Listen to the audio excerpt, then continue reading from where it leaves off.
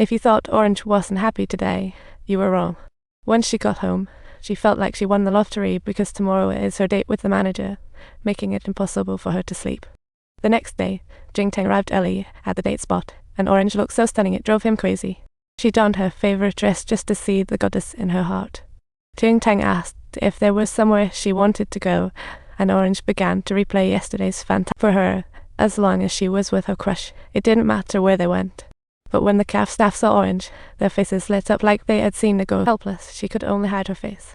Orange was simply a beautiful sight that made Jingteng relive his. She remembered her first coffee tasted as bitter as dried grass, so she added sugar like experimenting.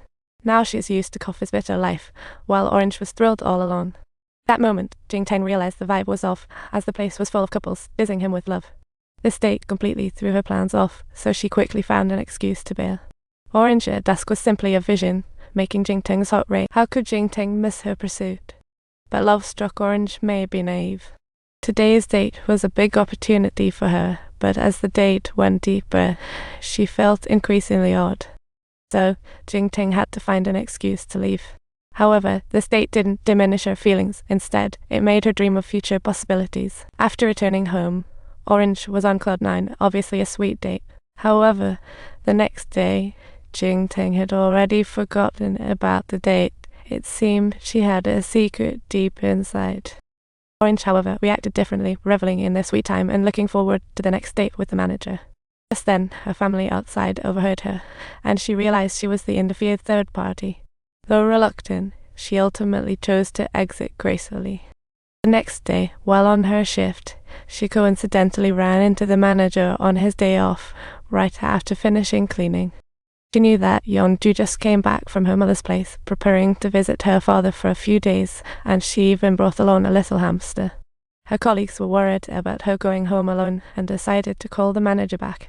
But Orange eagerly volunteered, "I can take you home." On the way to drop her off, Orange's heart was racing, turning as red as a tomato.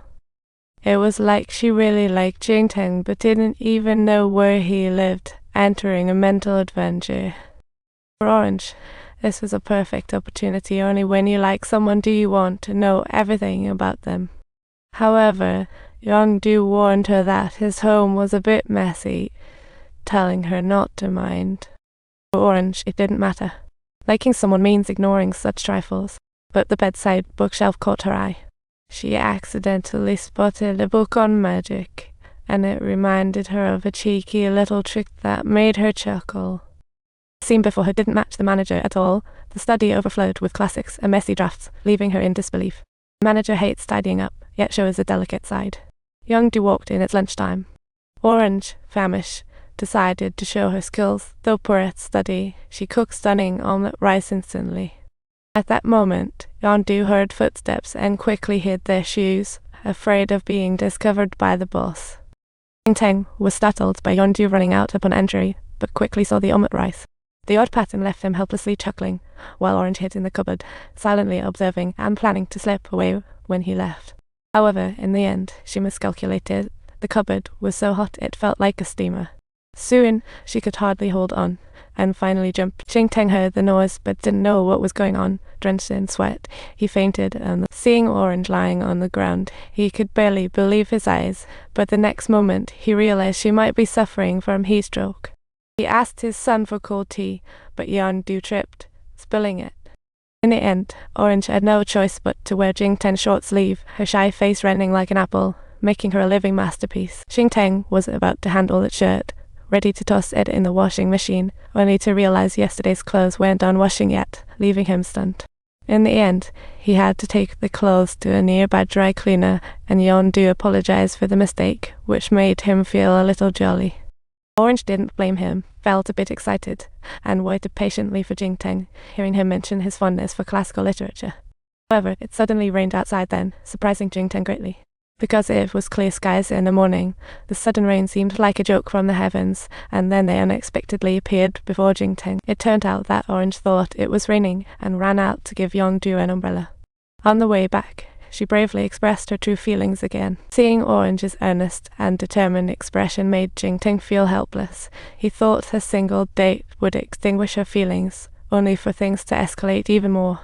Orange once again asked Sayo why about the manager, and today her words were quite eloquent.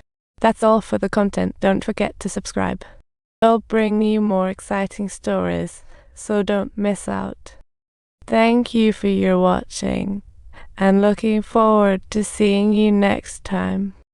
Join our channel and enjoy more fun together. See you next time, and please don't forget to share. Let's explore more surprises together.